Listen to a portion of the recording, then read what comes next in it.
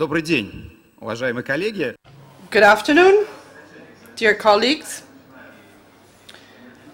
I'd like to ask you to please take to your seats so that we could start with the energy sessions. I am the Director General, Konstantin Simonov, of the General National Energy Safety Foundation from Moscow. Now, prior to giving the floor to the first speaker, I'd like to make a very quick introduction.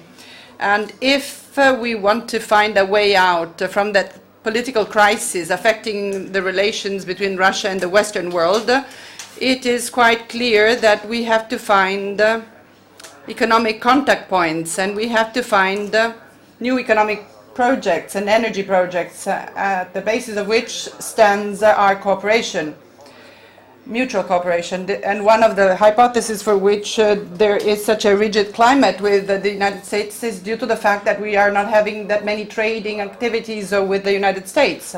It's not a secret that before the political crisis, the trading exchanges between USA and Russia was very small, less than what we had with the European countries. So there is an interest in keeping good relations with Russia.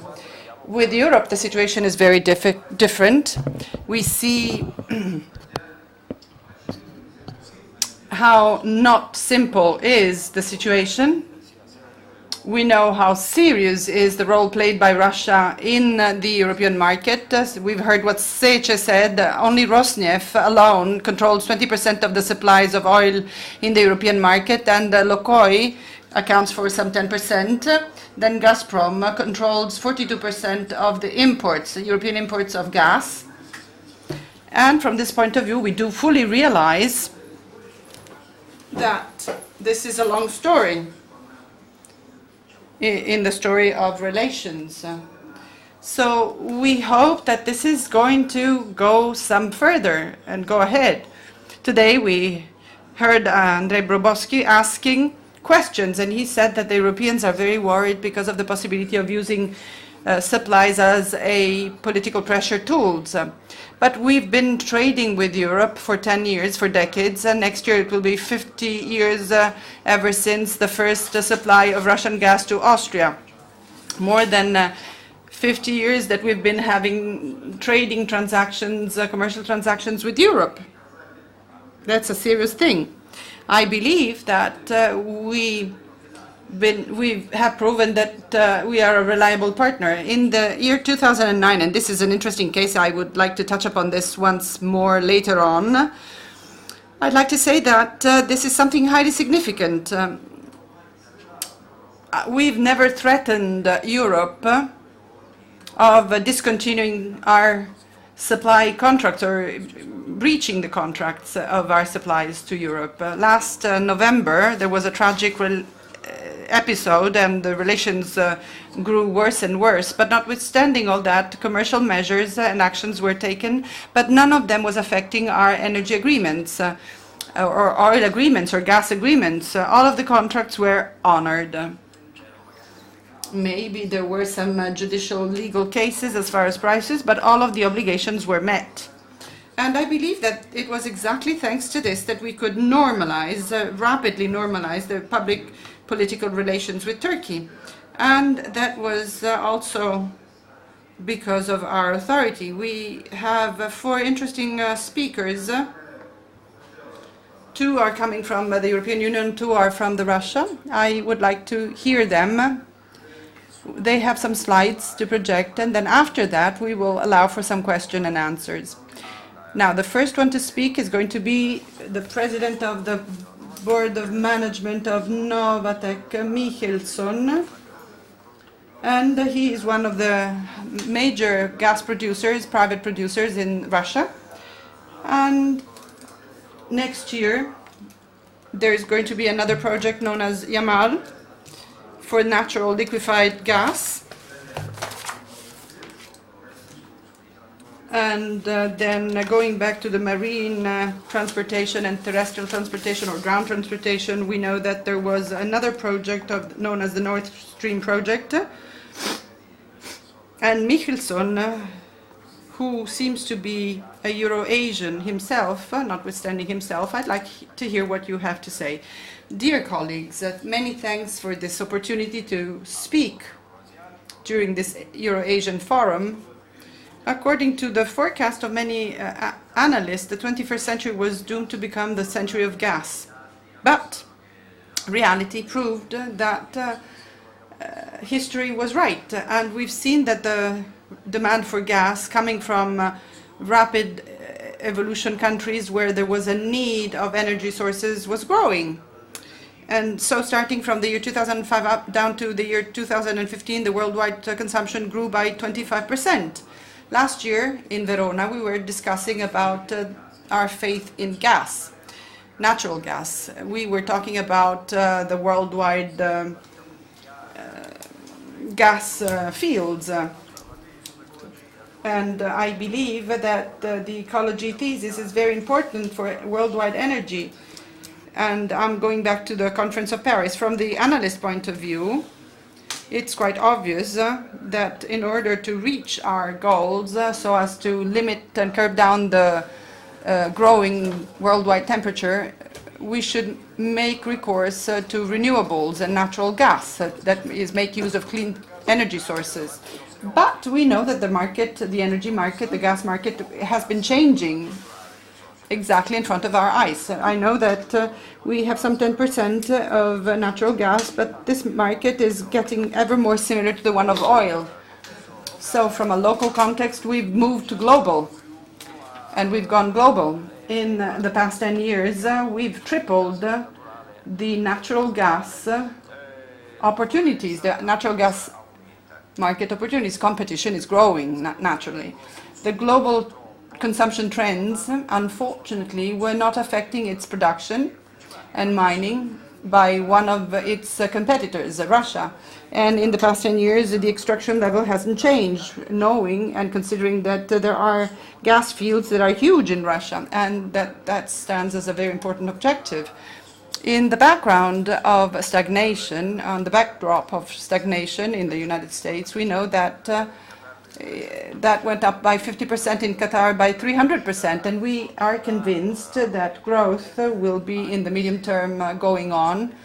But the energy market and its perspective up to the year 2020 allows us to see a different context, a broader one, I would say. Experts envisage a growth for the next 15 years in the market, in the gas market field, which is going to be of 300%.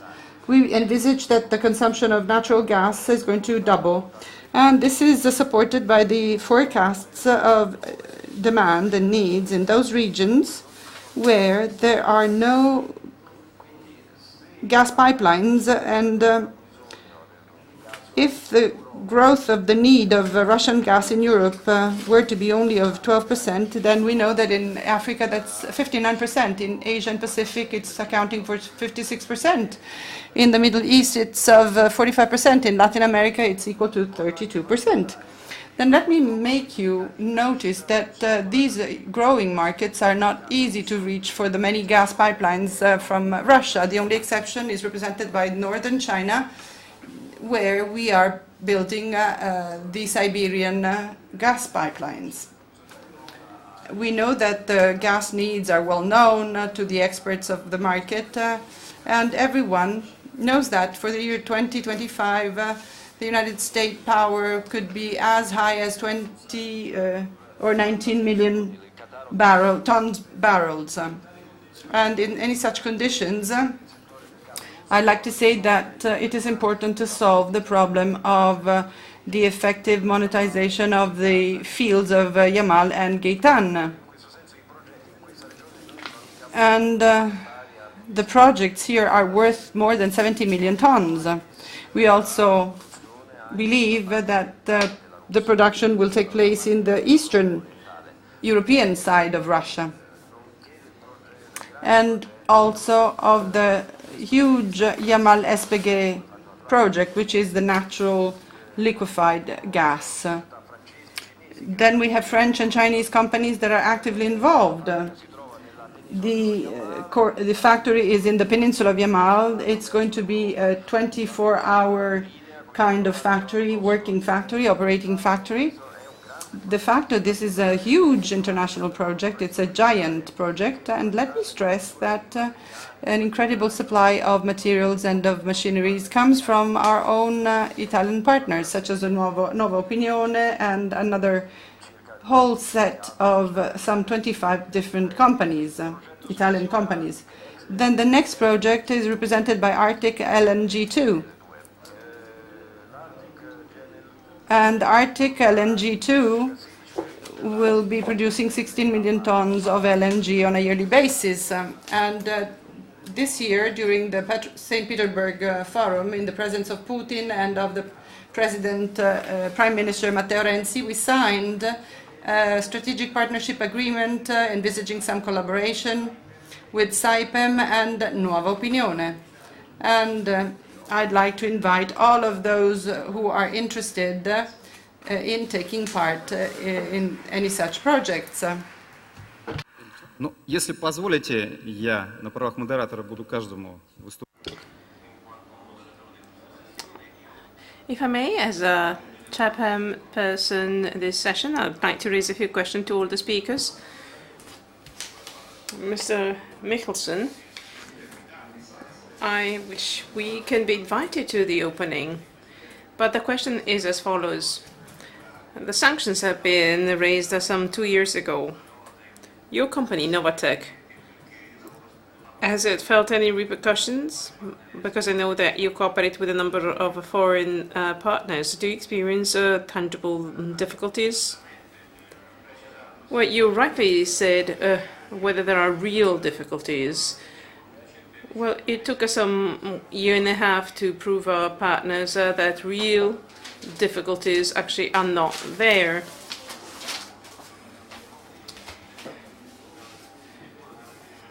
We don't suffer from any sanctions, so we can choose our partners quite freely.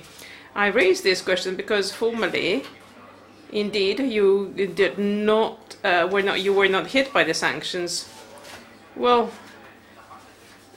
the sanctions were raised by the US with reference to financing, in that we cannot get any money on loan for over 3 months. All our problems derive from the fact that we read the word sanctions and the list of companies, and nobody wants to read the whole text of the sanctions to understand what this sanction really involve. What we can say is that sanctions, for the time being, are not stopping our project, are not stopping this large-size project. Now, before we give the floor to the second speaker, I would like to remind the audience about what happened in 2009. 2009 probably was the worst time for our relationship with Europe in terms of supplies. When Ukraine tried to withdraw without any authorization the gas from the deposits, and we were obliged to discontinue the supply. In Europe, they told us that the contract, or actually to the Europeans, so we said,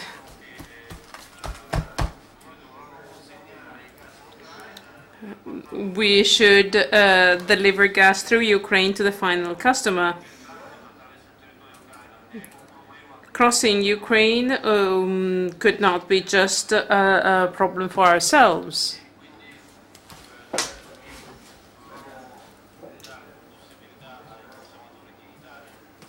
We had to allow Italian consumers to receive gas to the Nord Stream 2 pipeline.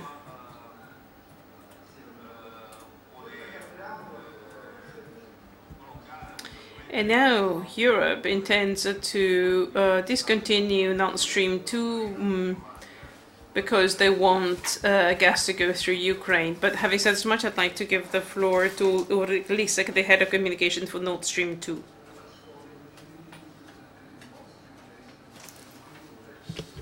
In the next couple of minutes, I will guide you through some slides that you have an overview.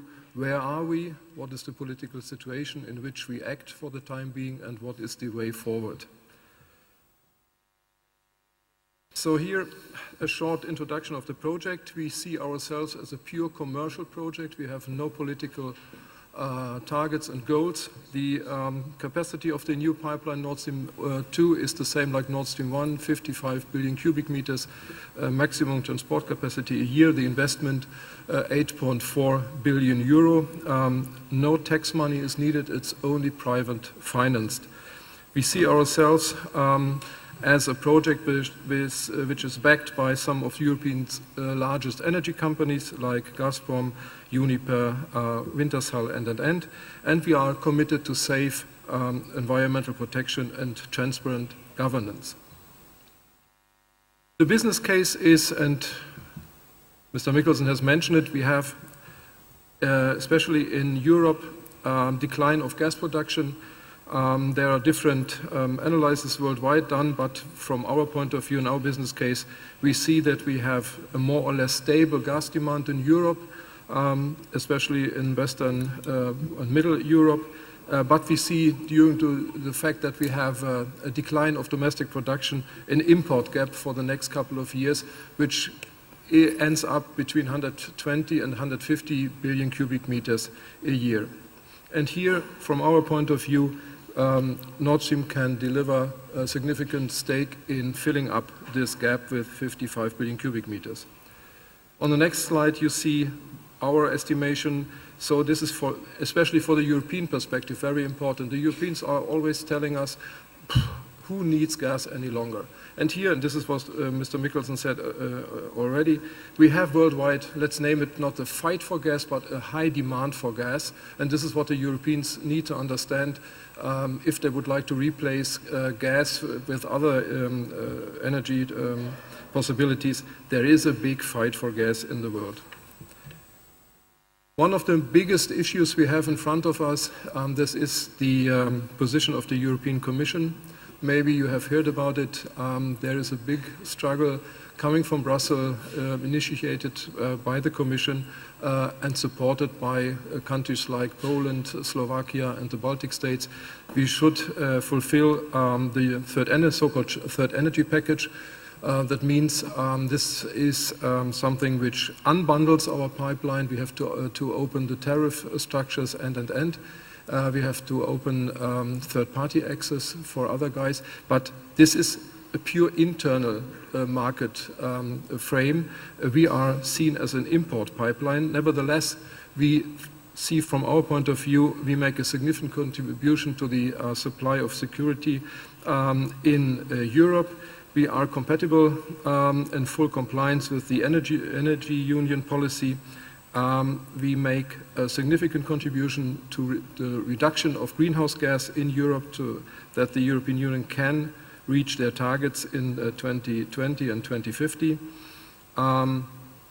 And we see ourselves as a good example to stabilize the relation between Europe and Russia. Frankly speaking, we are not here to replace capacities and transport volumes. We are an additional transport capacity in the northern corridor, and the others, like Yamal, and you know what Poland fears about Nord Stream, you know what Ukraine fears about Nord Stream. There's a big impact coming from Brussels and from the US to fight for transport capacities going from Russia via Ukraine to the western part of Europe. The legal framework in which we have to act, I have mentioned some. So we have the 5 national laws we have to fulfill. These are the so-called permitting countries. The pipeline is starting in Russia, so we have to go for a permit to operate and to construct the pipeline. We have to go for Finland because we are touching extraterritorial waters. We have to ask Sweden, Denmark, and Germany as well for the relevant permits. Then we have European legislation like Environmental Impact Directive, and we have international law like ESPOC procedure or UNCLOS. One step aside, here you see how gas could support the EU policy to decarbonize the economy. You see mainly Estonia or the Baltic states and Poland, Greece there, and Germany as well, using a lot of coal a lot of CO2 greenhouse gas emissions, and here we can have a helping part in reaching the European targets to avoid greenhouse gas. Here again, if these 55 billion cubic meters will replace coal, you can save 150 million tons of greenhouse gas a year. That means roughly 40% of the total CO2 emissions which were produced in the power segment. We are a European project with European partners, but we have also European contractors, and here you see on the map, this is not something which is based on the relation between Germany and Russia. It's based on a broader platform. So we have a lot of contractors coming from Europe, so engineering companies, pipes and materials like Europipe, Shell Pipe, environmental research companies like MMT and Renewable from Norway. The environmental effects I have stressed, so I can skip it. But coming to the politics, maybe you have heard, it is for us very difficult. We see ourselves and our shareholder and our potential partners see ourselves as a purely economic-driven project. But the context is difficult. Maybe you have read the opinion of Mr. Biden, the Vice President of the United States. He is judging from his perspective to European project, and this is for me very interesting that they judge about a European project. This is not in the interest of Europe, and this is a bad deal for Europe. On the other side, we have support from the German Chancellor, we have support from the German Minister of Economics, and so I think here we have the next opinion. It's coming from Finland. So we were seen in Finland and in Sweden the same as a purely commercial-driven project. In Brussels, the members of parliament, driven by a Polish member of parliament, they have started an initiative to have a written declaration to avoid the doubling of the capacity of Nord Stream. This initiative has absolutely failed. They haven't reached more than 25% of all the MEPs, and if you analyze where these negative votes comes from, mainly driven by Slovakia, Poland, Baltic states, Hungary, the more you go to the western part, the more the pipeline is not a political issue. The second step we had, negative step, this was the decision of the Polish merger control issue. I'm not a legal expert. In a nutshell, if the shareholder and the potential partner of Nord Stream have a significant share in market in Poland, then they have to go for a competition view of the relevant authority. And we had the same case in Germany. It was closed after 2 weeks. And in Poland, the authority has used 8 months and coming not to a conclusion. They have extended the procedure from month to month. And so the partners and Gazprom, they have withdrawn the question is this, do they have a green light from the Polish side or not? That means the shareholder agreement, which was signed in Vladivostok roughly 1 year ago, is not any longer in place. And now Gazprom and our potential partners, they have to look how they can support this project in the upcoming months and years. And here you see some quotes from our Western partners, from Uniper, Mr. Schäfer, from Wintershall, and as well from the Austrian OMV. So they are looking very intensively together with Gazprom to have a solution how we can proceed. There was a headline after this decision, Nord Stream is imploded. I can promise you, no, we are not imploded. This was not the entry and the exit of this project. We are on track. And here on the next slide, you see the timetable of the project. We are now at the end of this year, more or less, so we have started the permitting and environmental impact assessments, the surveys and engineering. Underway, the procurement and delivery has started, the pipe logistic, the tenders are signed. So at the end, we will fulfill all the needs in the preparation of the project. The pipeline will start, and maybe this is for your interest. We are not starting in nearby the Russian-Finnish border, because for technical reasons, there is no any room there to lay a second pipeline. And then come to the end. I saw a 5 seconds overrun. We will start nearby the Estonian border and then fiddle it around through the islands and then following the old corridor. The status of the project, so the service has been started, mostly completed. The ammunition screening is ongoing. The preparation of the environmental impact assessments has been started. We have the discussion with the fishermen and the cable owners because we have to sign crossing agreements in the Baltic Sea. And we have also signed the contract with Vasco for the coating of the pipes to double their weight. The pipe lay tender will be signed hopefully at the end of the year, and the pipe itself are signed some weeks ago. So the production of the pipeline has been started, and the first pipes will be delivered, for instance, to Germany in November. So in a nutshell, beside all the political implications we have to see, and this is compared to Nord Stream 1, I've worked 6 years for Nord Stream 1 as well, this was the same situation. At that time it was the Georgia crisis, and we had the same concerns and issues with America and Brussels. Here is, at the end, it's copy and paste. We are seen in the political spotlight, but nevertheless we see ourselves as a commercial project which helps Europe to have more energy security in place. Thank you. Спасибо большое. У нас такая вообще ярко выраженная, конечно, газовая секция. Я думаю, это не случайно. Thank you. I don't know whether you noticed, but in Verona there are many buses that are fueled with gas, and on the side of the bus you could read that again they are gas powered. Now, after listening to the presentations of the previous session, I was wondering about something that we heard.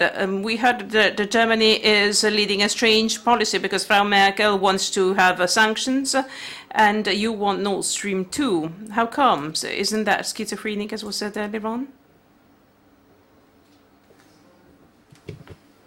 Seen in Berlin as a pure commercial project, and what we have heard from the Ministry of Economics, from the Ministry for Foreign Affairs and the Kanzleramt, there is no idea from the relevant politicians to have Nord Stream under sanctions.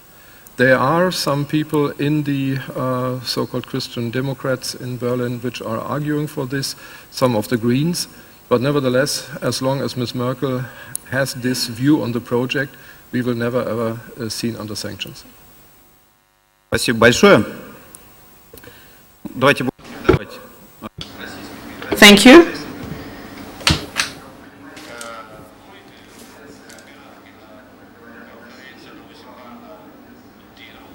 So whenever you have a conference dealing with Russia, you always have to have Vladimir Vladimirovich. We have our Vladimir Vladimirovich, and this is Vladimir Drebentsov, the Vice President of BP Russia. Over to you. Thank you, Konstantin.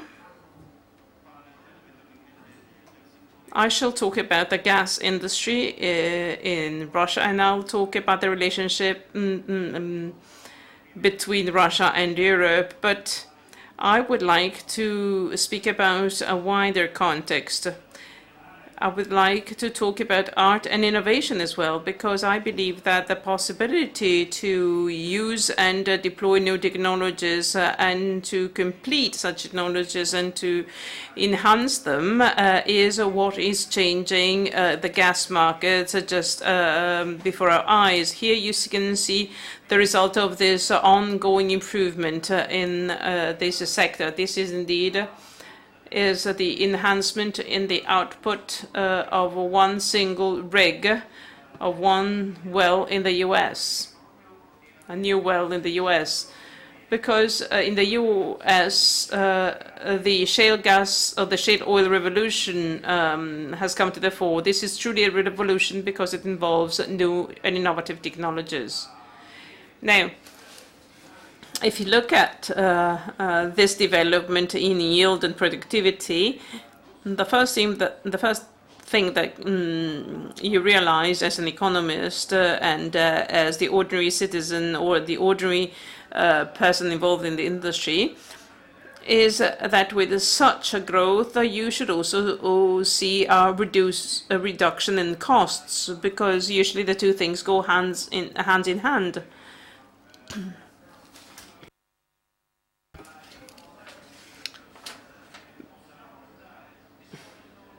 Well, usually the shale gas revolution allowed for a revision of our concepts. In this slide, you see the dynamic of shale gas production in the US.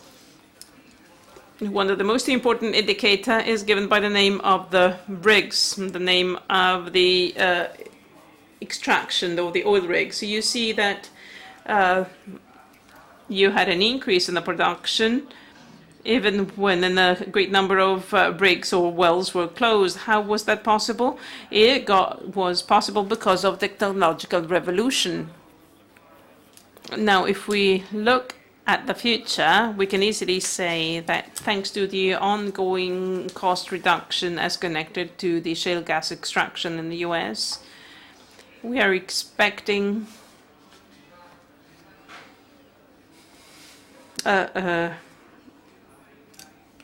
that the American producers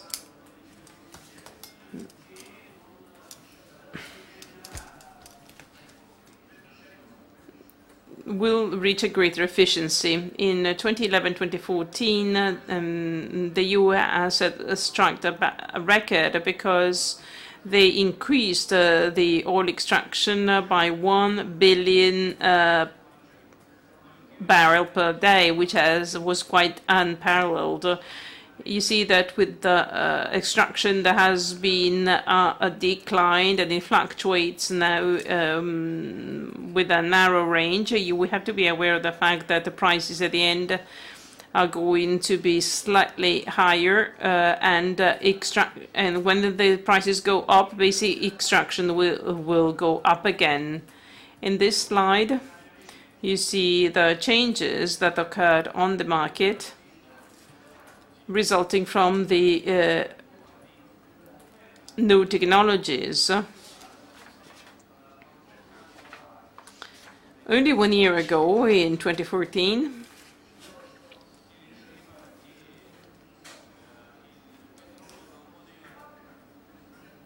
we thought that oil price couldn't go below $50 per barrel, otherwise the world would have met an insufficient supply. But as a matter of fact, we now see that this slope has shifted, so that now we believe that $40 would be more than enough. $40 per barrel would be all right. Now, looking at the market today, I believe that we should understand that as long as the effects of the investment reduction be perceived away from the US market, all fluctuations concerning the oil price will have repercussions on the amount extracted. Let's now move on and look at what happens in Russia. What is the repercussion of oil price fluctuations in Russia? It could be a paradox, but the extraction is growing importantly in Russia if compared to the previous year. Last year, the increase was 3.2%. Whereas over the past 10 months of 2016, it grew already. It is now higher than last year. Now, I'm not going to dwell on such figures any longer. I want to say that the tax system in Russia is such that oil companies, Russian oil companies, are not very sensitive to the fluctuations of oil price. In that extraction companies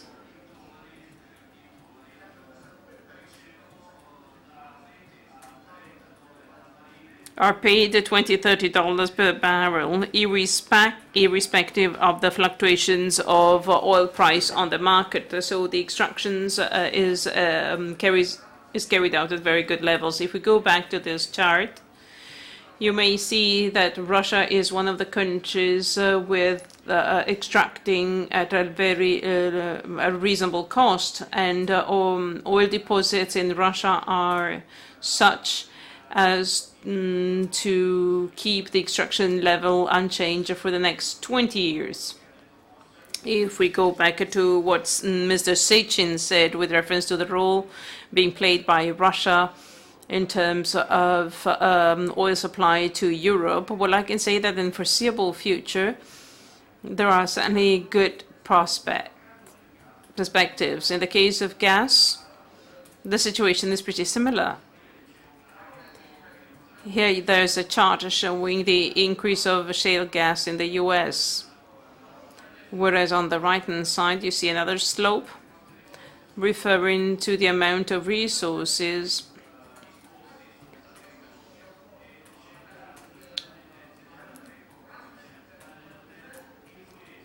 availability as a function of the price. In the future, the influence of natural gas is going to increase because the world is now entering into a new phase,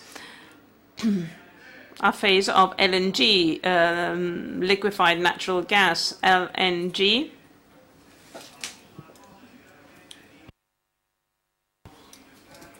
Is what established a new contact between markets that were divided, the US, Asian, and European markets.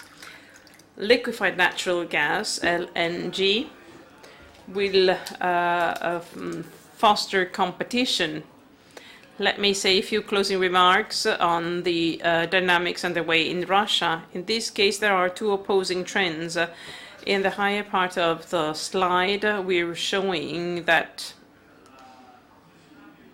the largest company, Gazprom, in Russia, is reducing its extraction rates, whereas here you can see that independent companies, the young companies, are increasing the amount being extracted.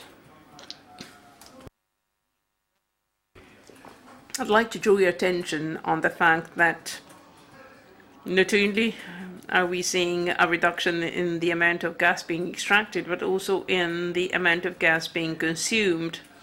The share of Gazprom had already been reduced last year because independent producers are increasing their extraction.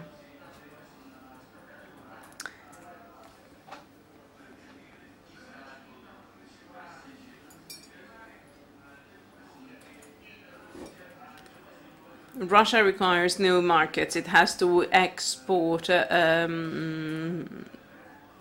its gas because it has the largest deposits worldwide. And we cannot just resort to the internal market because the official forecast as tabled by the Russian government are not anticipating a national consumption increase in terms of consumption. Gas is already one of the most important energy source in Russia. There are important deposits and that gas has to be exported. We strongly believe that the European market is going to be most attractive for Russian gas producers, whereas Russian gas is going to be a very important source of energy for Europeans.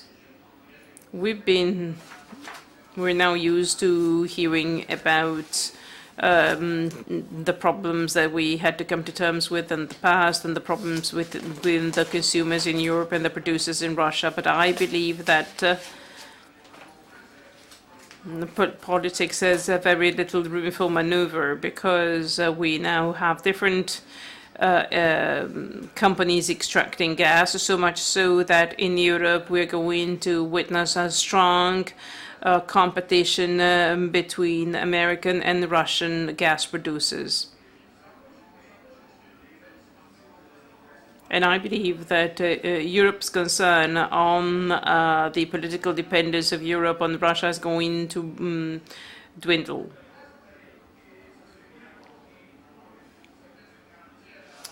I believe that the gas market looks very much like the oil market, and increasingly so. Indeed, there are economic factors at play that generate the same competition as we have with oil. And I believe that gas and oil coming from Russia certainly will meet with very good possibilities to be competitive. Russian gas and Russian oil are not that expensive. They can be very competitive. In case of an increase of consumption of LNG, Europe will go on importing large quantities of LNG from Russia, and Russia wishes to diversify its export market. It'll be exporting LNG, it'll build new pipelines towards the rest of Asia. And as you can see in this slide, Europe will be the most important clients for Russian gas producers. So we are certainly going to see a greater cooperation between Europe and Russia. Russia can play an important role in Europe in terms of energy supplier. And the share of Russia's contribution won't be subject to political pressures. I'd like to thank you very much. Thank you for the considerations made on the national market. Unlike Verona in Russia, we don't have a lot of gas-powered vehicles. Now, with reference to competition, it would be very interesting indeed to see that growing competition. But when we heard about the gas coming from Malcata, the very same considerations were made. Now that we have liquefied natural gas, so we expect the situation to be better. But you mentioned innovation.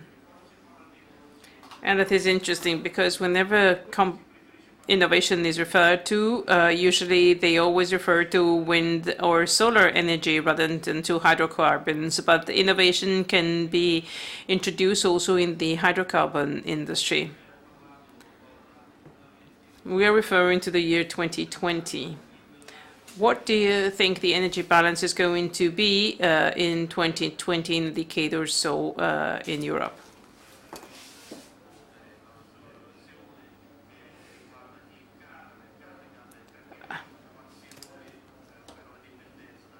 Why is there such a concern about the dependence on Russian oil or gas?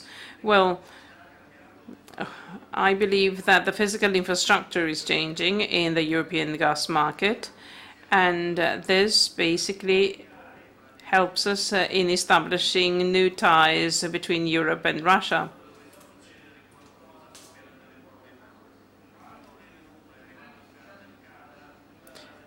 When the gas from Qatar was made available, something completely different happened. You know that LNG is growing importantly.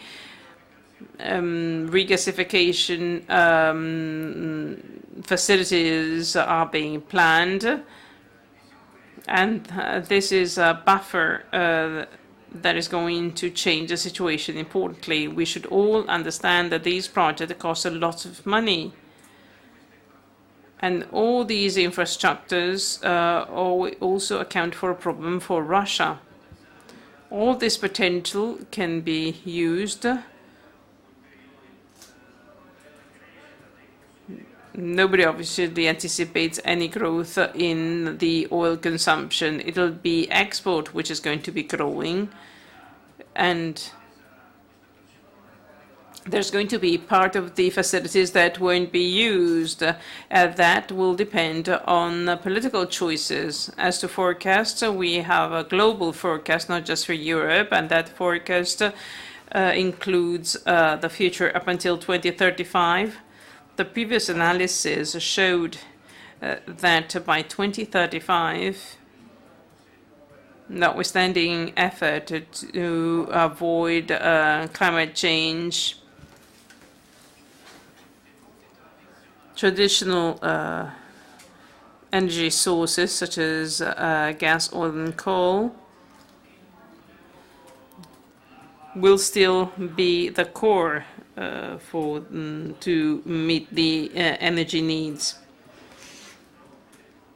And this is something that we have to consider thinking about the technology to be developed. There are revolutionary technologies available or in the offing.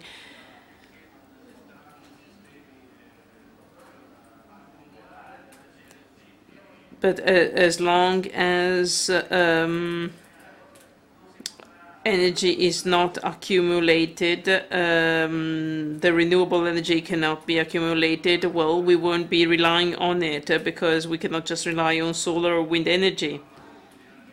I could think at length about other industries such as transportation. So the world still needs non-renewable energy sources. In the past, a theory prevailed of the oil peak, to refer to the fact that there would be a time when the deficit would have been encountered. But this pattern has been cancelled because now there's a problem in terms of peak of consumption that may be arrived at. Probably something that might happen over the next 2 decades. The development of the infrastructures, of gas infrastructures in Europe is quite logic. I'd like to pass the floor now to the next speaker, the CEO of SNAM, of Caldera. And SNAM is involved in this sector. Quite obviously, they have a very good knowledge of the sector. And they own some gas infrastructures in Europe. I believe that this is quite in line with our topic. Many thanks, Konstantin.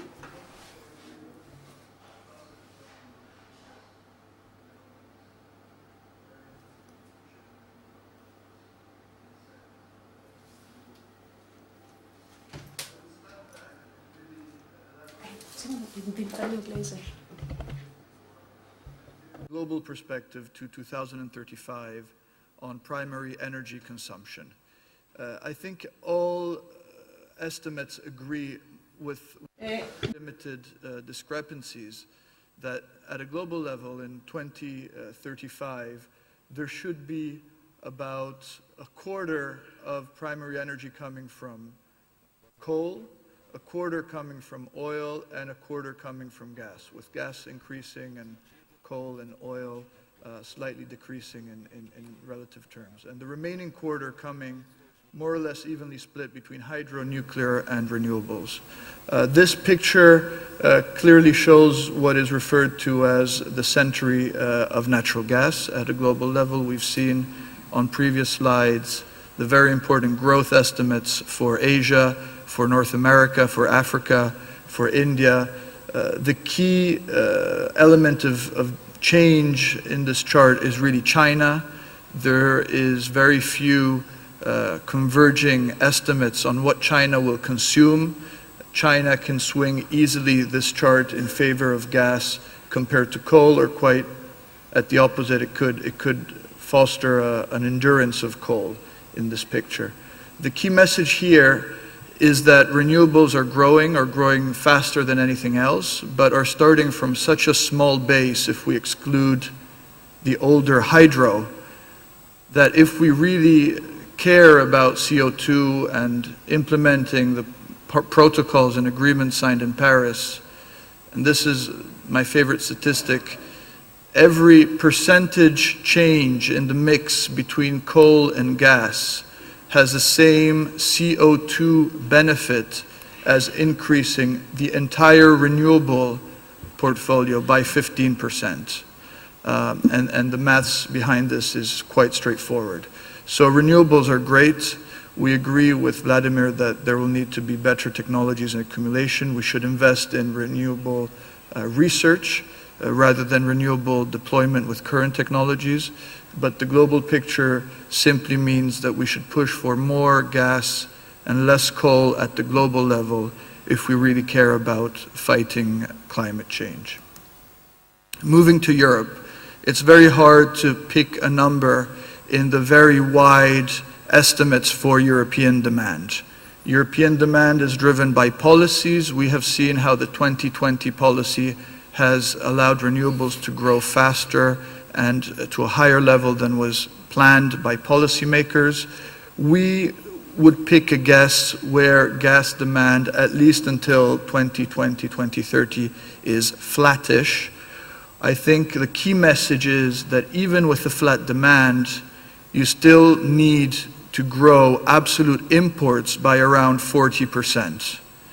40% increase in absolute imports means tens of billions of euros of new infrastructure that is simply not being built right now.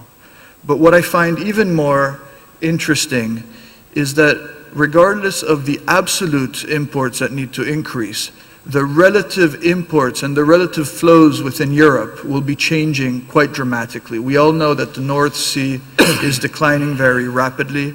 We all know that production in Holland, Germany, Italy, Poland is declining fast. The hope of a European shale gas industry has quickly faded. There's some uncertainty around additional volumes from North Africa available for Europe. There is some uncertainty around LNG that will certainly increase, but the big question again is around China and how much LNG will go to Asia.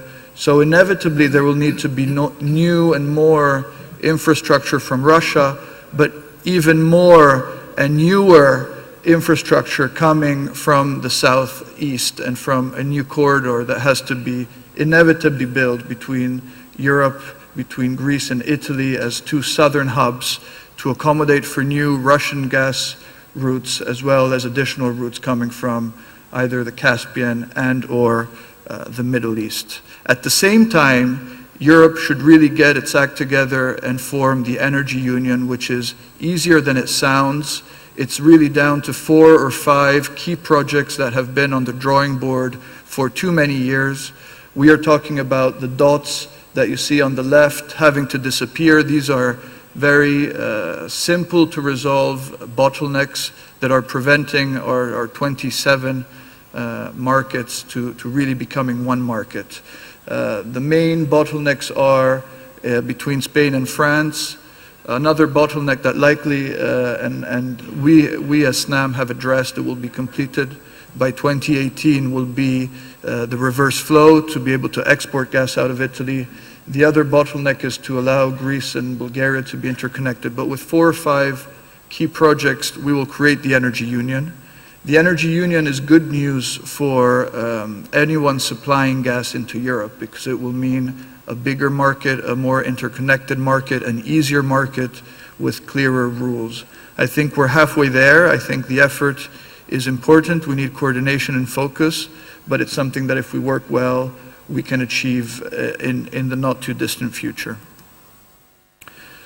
Coming to the stress tests, you may know that in a similar fashion to the banking industry, also the gas industry was subjected to stress tests to see what would happen in the case of the biggest supplier missing. Italy here is in a very privileged position. Italy is the most diversified pipeline gas market in the world. It has 7 different direct physical access to Algeria, Libya, Norway, Russia, Holland, the UK, and it will soon have a connection into Greece, Albania, Greece, and Turkey, and all the way to Azerbaijan, so it will actually go from 7 to 8. The key challenge is to make the rest of Europe also maybe not dark blue, but at least light blue, so that there is more ability to move gas around Europe. I would now conclude with one element of why we are optimistic about growth in gas. The problem affecting pollution is not only linked to CO2, but is very much also linked to the particles, the PM10s as we call them. You see in this chart the comparison between a natural gas car and a natural gas bus would have the same numbers. In terms of reduction of CO2, it's 30%. In terms of reduction of the really unhealthy particles that are creating the pollution in the cities, it's down to 90%. So a gas car has 90% less pollutants than a diesel car. At this point in time, you have countries and cities like London and Paris talking openly about banning diesel from the center, which is probably good news for the pollution, bad news for the logistics. Natural gas is ready today to provide the clean alternative. But this is not an alternative to electric cars, which should develop and will develop and have their own markets. This is really an alternative to diesel, where you can provide the same performance with about half the costs and with basically zero emissions. So we in Italy are very privileged to have the biggest natural gas fleet in the world. We have close to 1 million vehicles on the road right now. SNAM has signed a protocol with Iveco and FCA, and others are joining soon, in order that we can build more refueling stations going from the current 1,000 to about 2,500. This is an effort to solve the chicken and egg problem, so people don't buy a gas car because there's no fueling station, people don't build a fueling station because there's not enough cars on the road. So this is really a team effort, a concentrated effort. The government in Italy is supporting with a new directive on alternative fuels. We think this is an example, and a lot of our European partners are calling us and trying to emulate this. We need to build corridors also for mini LNG for trucks. We need to build harbors for mini LNG for ships.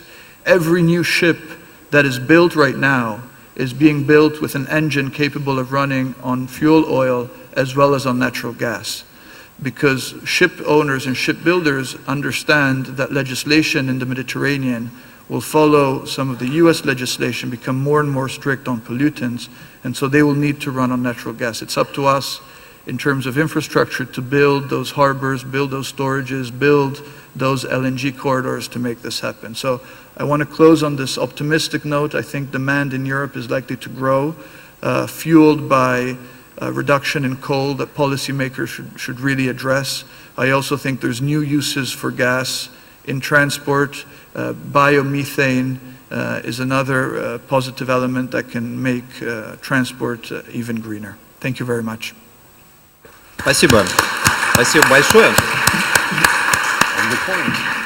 Ну вот как раз я обещал прокомментировать слова Владимира. Libera il canale. Spegni, spegni, spegni. Интерконнекторы строятся в основном на деньги Европейского Союза.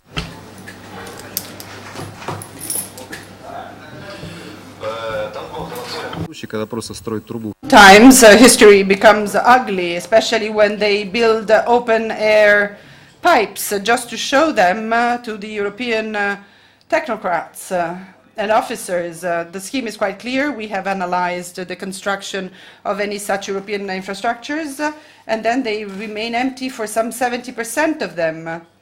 And when Russia is building up a new project such as Nord Stream 2, then quite clearly we start wondering where is the gas coming from, because then there is no understanding, only too often, of where the gas is coming from and where is it going to.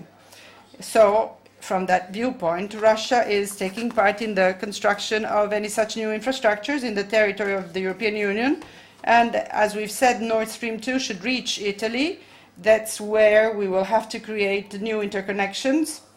And in this sense, I'd like to ask a question to Marco. Would you say that when the gas infrastructure will be created and become available in Europe, is that going to be a negative thing for Europe? Would you feel threatened as representatives of infrastructure companies or not?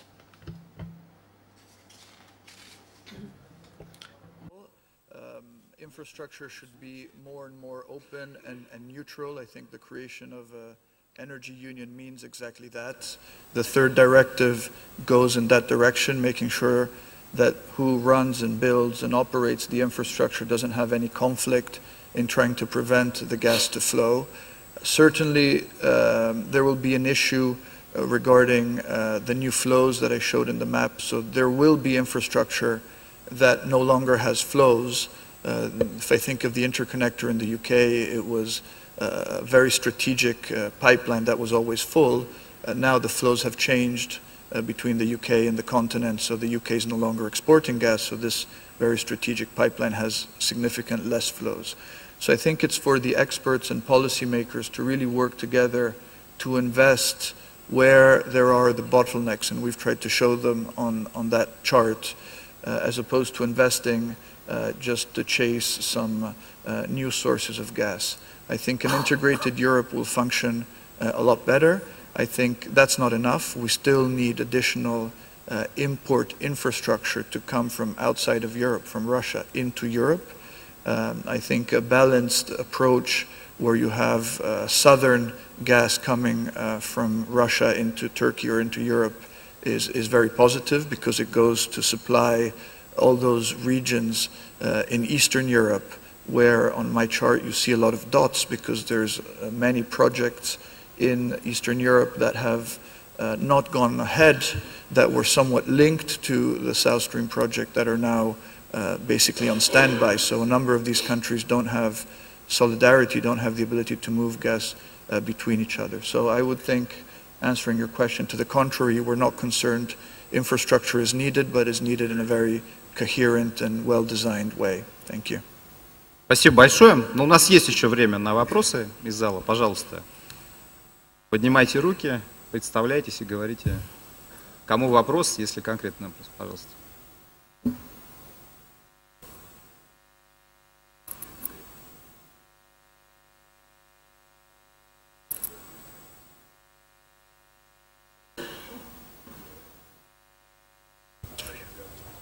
Can you hear?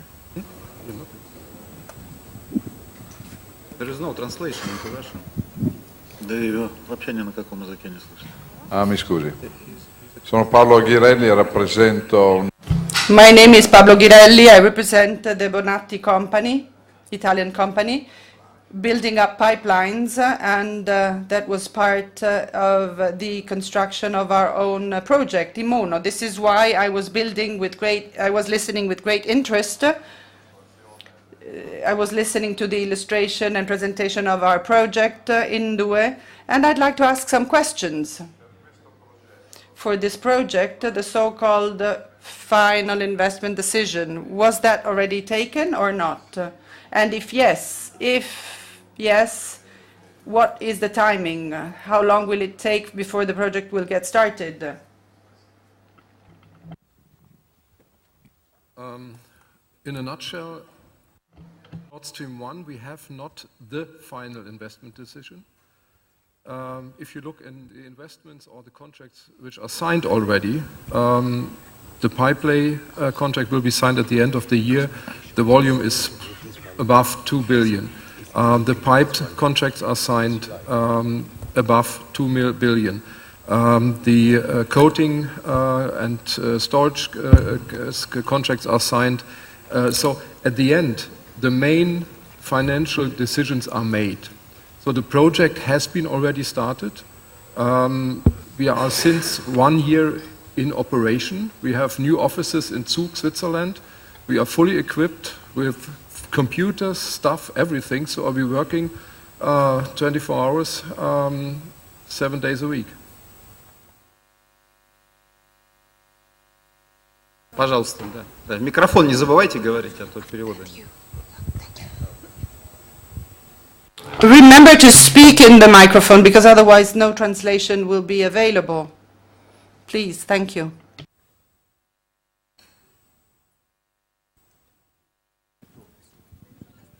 Слышно? Да. Еще раз представлюсь. Ашот Григорян. Let me introduce myself. My name is Grigorian. I'm a president and CEO of the holding of European Union Russia Financing Center. We work in Slovakia, and we actively work in the region of Northern Caucasus region and in Iran. Today, I didn't hear any special comments referring to Iran. We have a program, and let me present it briefly. Probably you know that there is a pipeline with Armenia. Our objective is the one of extending the pipeline, passing through Georgia, and seeing the possibility of connecting with the South Stream. Now, I believe that this is an excellent diversification. I was working in Iran, in Bulgaria. The governments are highly interested, and I'd like to know what is your assessment. I here am addressing Mr. Alvera and Mr. Michelson. Would you say that it is going to be possible to have this program implemented through the South Stream together with Gazprom, oriented towards Europe, well knowing that there already is a market and an eastern ring, and that we started working for the supply of Central Europe? Mr. Michelson, maybe you'd like to connect to the natural gas. Maybe you could connect on that and comment on that. Let's get started with Marco Alvera. What we read on the newspaper on October 10, there was a signature of Turkish Stream with one line and maybe a second line. So to think of a route to go from Iran to Georgia to Russia and then back down into Turkey, it may be at that point easier to go from Iran to Turkey directly, but we haven't looked at these projects in any detail, so I cannot comment more than that.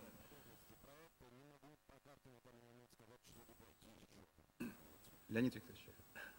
Я отвечу коротко на вопрос, который... I shall endeavor to be brief when answering.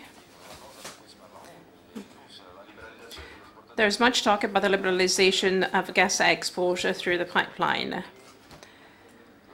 This is probably why the question was addressed to me. We are indeed very proud to develop the Yamal project for liquid LNG, but I'm not going to pass a judgment on joint export. Now, with reference to the Iranian gas export by means of the Russian pipelines, well, this hasn't been covered as yet. More questions? Good morning. My name is Stefano Patrizzi. Together with Bonatti, we were involved in the designing and supply of material of Nord Stream and South Stream.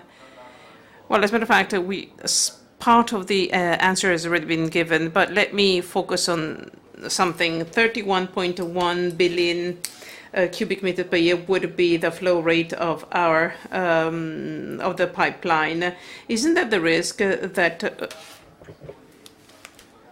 with a gas treatment station that is ready there, that is already ready for the startup, but don't you think that the Nord Stream 2 is delayed because of that?